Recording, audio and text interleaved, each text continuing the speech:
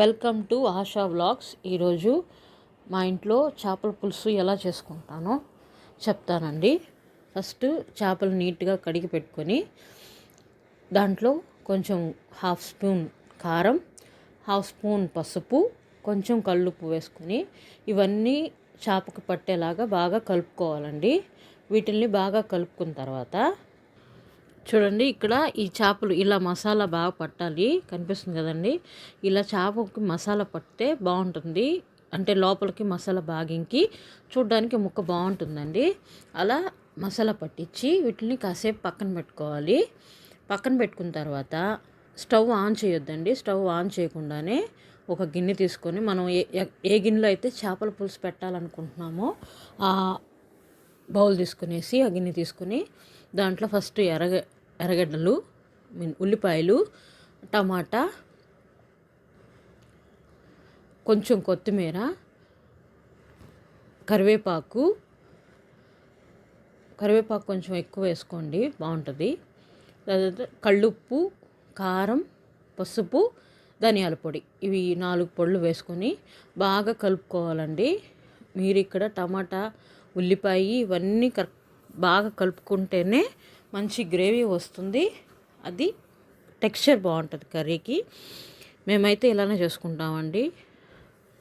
ఇలా బాగా కలిపేసుకొని ఇప్పుడు చూడండి ఎలా ఉందో మసాలా, అలా కలిపి పెట్టుకోవాలి. తర్వాత మనకు తగినంత చింతపండు పులుసు, నేనైతే పెద్ద సైజు నిమ్మకాయ అంత చింతపండు అయితే తీసుకున్నానండి. నేను తీసుకున్న చేపలకి అంత క్వాంటిటీ అయితే కావాలి. అంత చింతపండు తీసుకొని దాన్ని బాగా కలుపుకొని చేపల పులుసులో ఇప్పుడు వేసేస్తానండి. ఆ పులుసులో వేస్తున్నాను. కానీ ఇక్కడ మీరు గమనించాల్సింది, నేను ఇక్కడ స్టవ్ ఆన్ చేయలేదు. స్టవ్ ఆన్ చేయకుండానే ఈ ప్రాసెస్ మొత్తం చేస్తున్నాను, అది గుర్తుపెట్టుకోండి. ఇక్కడ చింతపండు పులుసు అంతా పోసేసి ఒక్కసారి టేస్ట్ చూసుకోండి. ఉప్పు, కారం, పులుపు అన్నీ టేస్ట్ చూసుకోండి. ఇక్కడ నాకు కొంచెం ఉప్పు తక్కువైందండి, అందుకని కొంచెం ఉప్పు యాడ్ చేసేసుకొని ఇప్పుడు స్టవ్ ఆన్ చేసుకొని ఆ కూరనైతే పైన పెట్టేసుకుంటున్నాను. స్టవ్ ఆన్ చేసుకొని పెట్టేసుకుంటున్నాను. ఇక్కడ చూడండి, పచ్చిమిరపకాయ మాత్రం చిన్న ఘాటు పెట్టి చేపల పులుసులో వేసుకోవాలి. ఇక్కడ ఖచ్చితంగా మేము చేసుకునే చేపల పులుసులో వేసుకునే వెజిటేబుల్స్ ఏమన్నా ఉంటే పచ్చిమిర్చి, మామిడికాయ, వంకాయ వేసుకుంటామండి. ఇక్కడైతే మాత్రం నేను వంకాయని స్కిప్ చేశాను, వంకాయ వేసుకోకుండా చేసుకుంటున్నాను. ఈసారి వంకాయ వేసుకుంటే ఇంకా బాగుంటుంది.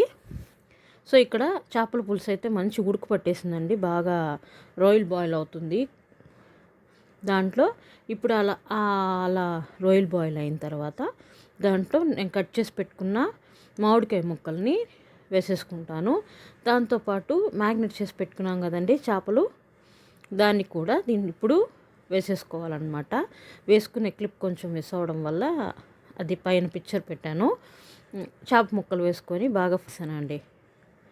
తాలింపు వేసాను. తాలింపు అంటే ఏం లేదు, ఒక 5 టేబుల్ స్పూన్స్ ఆఫ్ ఆయిల్ వేసుకుని దాంట్లో హాఫ్ స్పూన్ ఆవాలు, హాఫ్ స్పూన్ జీలకర్ర, హాఫ్ స్పూన్ మెంతులు వేసేసుకొని కొంచెం అవి చిటపటానిన తర్వాత ఆయిల్ని తీసుకొచ్చి చేపల కర్రీలో వేసేయడమండి. అందుకంటే తాలింపు అంటే ఇంకేం లేదు. తాలింపు వేసిన తర్వాత కొంచెము ఉడకనివ్వాలి. చూడండి, ఇక్కడ చేప పులుసు వచ్చేసి మనం ఎప్పుడు గెరిట పెట్టి కలపకూడదు, ఇంకా తిప్పుతూనే ఉండాలన్నమాట. 2 పక్కలు పట్టుకొని గిన్నె మాత్రమే కదిలించాలి, కానీ గెరిట పెట్టి తిప్పనేకూడదు. బాగా బాయిల్ అవ్వాలి. మధ్య మధ్యలో అప్పుడప్పుడు చెక్ చేసుకుంటూ ఉండాలండి, బాగా ఉడికిందా లేదా అని మూత పెట్టేసి వదిలేయకూడదు, చెక్ చేసుకుంటూ ఉండాలి. ఇక్కడ చూడండి, అక్కడ నూనె బాగా పైకి తేలుతుంది, దగ్గర వచ్చేసింది. చేపల పులుసు వాసన అయితే మాత్రం చాలా బాగా వస్తుంది, అరోమా చాలా బాగుంది, కర్రీ అయితే చాలా బాగా వచ్చిందండి.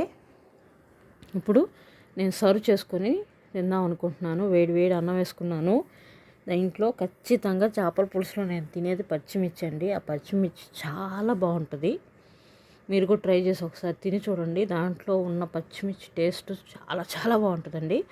పచ్చిమిర్చి ఒక 2 చేప ముక్కలు వేసుకునేసి బాగా నీట్గా కలుపుకొని శుభ్రంగా కూర్చొని తినేసానండి. మీకు జస్ట్ చూపించడానికి ఒక 2 ముద్దలు పెట్టుకున్నాను, కానీ తర్వాత హ్యాపీగా ఎంజాయ్ చేసేసాను. దాంతోపాటు మామిడికాయ ముక్క మధ్యలో కలుపుకొని కనుక తిన్నట్లయితే ఇంకా బాగుంటుంది. ఒక ముద్ద చేపల పులుసు ముద్ద, దాంట్లో కొంచెం పచ్చిమిర్చి, దాని మీద మామిడికాయ గుజ్జు పెట్టుకొని తిని చూడండి. అబ్బా చాలా బాగుంటుందండి. ఖచ్చితంగా మీరు ఇలా ట్రై చేసి ఎలా వచ్చిందో నాకైతే ఖచ్చితంగా కమెంట్ చేయండి. ఈ వీడియో కనుక మీకు నచ్చినట్లయితే లైక్ చేసి, షేర్ చేసి, సబ్స్క్రైబ్ చేసుకోండి. Thank you so much for watching.